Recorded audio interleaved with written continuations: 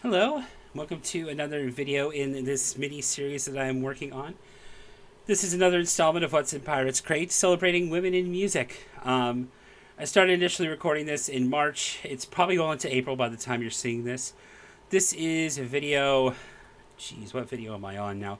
Video 4. So, if you're new here, what I do is I have someone pick a theme, or I just think of a theme from the records behind me. I pull a bunch of them and talk about them. This was a serious undertaking because I realized half of the albums that I own are women in music. Now, I'm not including any 7 inches, CDs, 10 inches. There was one exception, really, for a 7 inch and a 12 inch, but you already saw those in other videos. This is going to be the shortest one because, so we are on T's now, so this is T's to the end of the alphabet. And then next video is going to be finishing up everything. This is all the compilations, and I should be able to breeze through a bunch of those a little bit more. But, yeah, let's go ahead and get started. Join the pirate crew. Like, subscribe, and ring the ship's bell to be notified when the captain posts new content. So starting off quickly, Talitha Rise. This is folk inspired. They say neo-folk, so very folky. Next up is a Record Store Day version of So Jealous by Tegan and Sara. So Tara does Tegan's songs, Tegan does Sara's songs. And then also love this album to death, pun intended. Tegan and Sara love you to death. This is actually white wax, but there are little splatters of clear wax in there. So when you put it up to the light, I can't do this here, but when you put it up to the light, very awesome. This is a very, very cool jazz record that I picked up for $1. But it's one of my favorite jazz records. Blanche Thomas meets the Last Straws in New Orleans. It's soul jazz done to the max. And this is on the Shalom Records label. What year did this come out? I want to say 70s, maybe 60s. Yeah, it's very... There's Blanche right there. Very, very good stuff. So if you remember early on, I talked about... Jenna McDougall. So this is my favorite band of all time. It's Not Alive. Fronted by Jenna McDougall. This is Limitless. Just turned 10 the year that I'm filming this. Now I have 2 copies of this because one didn't necessarily sound good. Now I don't know which one sounds the best, but I have 2 copies of it. I love this album. And then my favorite album of all time. I'm hoping to see the band do one of their reunion shows. Get them to sign this in Lynn Gunn. This is Tonight Alive Limitless. This is my favorite album of all time. Signed by Corey Taylor, who is featured on this. And also, I want to get Lynn Gunn from Paris to sign this. So I have basically everybody who was involved in that. Next up, rest in peace, Tina Turner.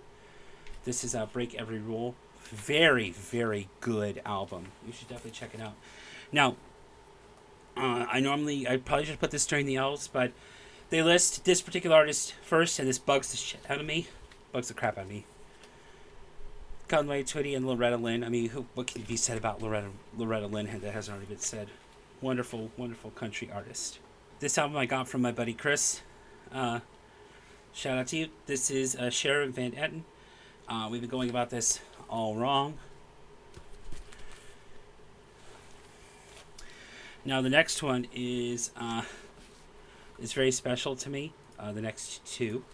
So the next 2 feature some really awesome singers. Pernell Rosendahl features on my favorite Volbeat song off this album, Marianne's Place.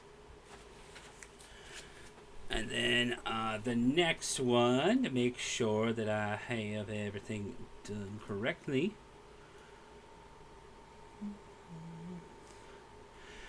Lonesome Rider, featuring Sarah Blackwood, off of this gem of a metal record.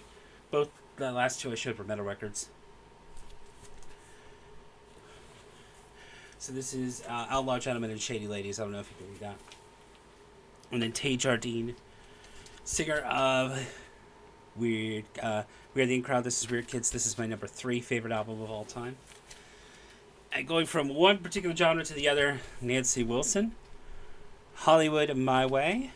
So you get an idea of what kind of genre that is. Only a couple more to show you on this video, and we're gonna wrap things up. One of those voices that we lost way too soon.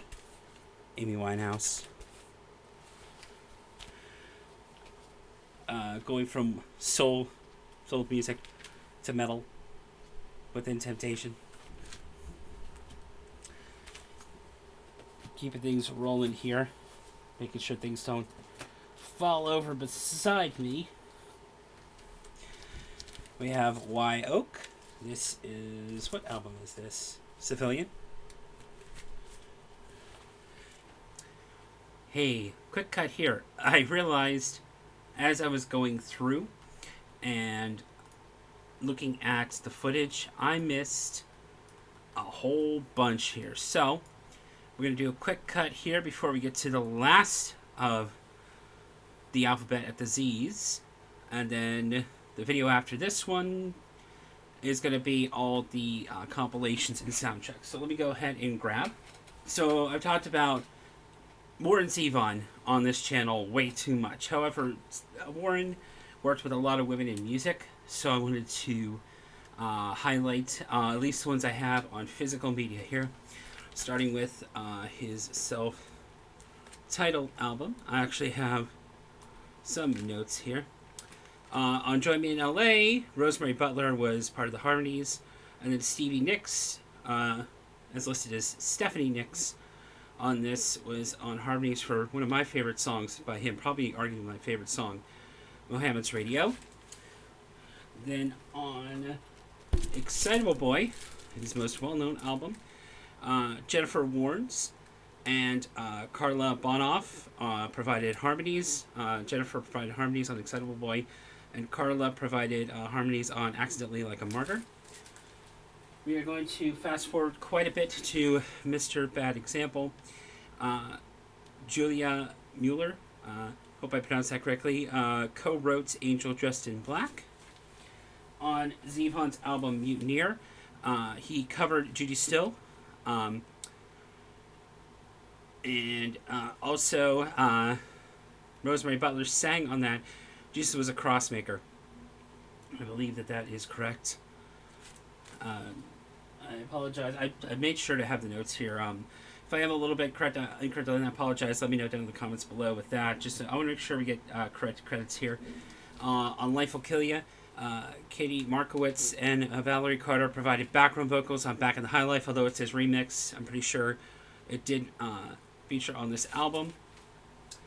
For My Rides here, Ariel Zevon provided additional vocals throughout the entire album.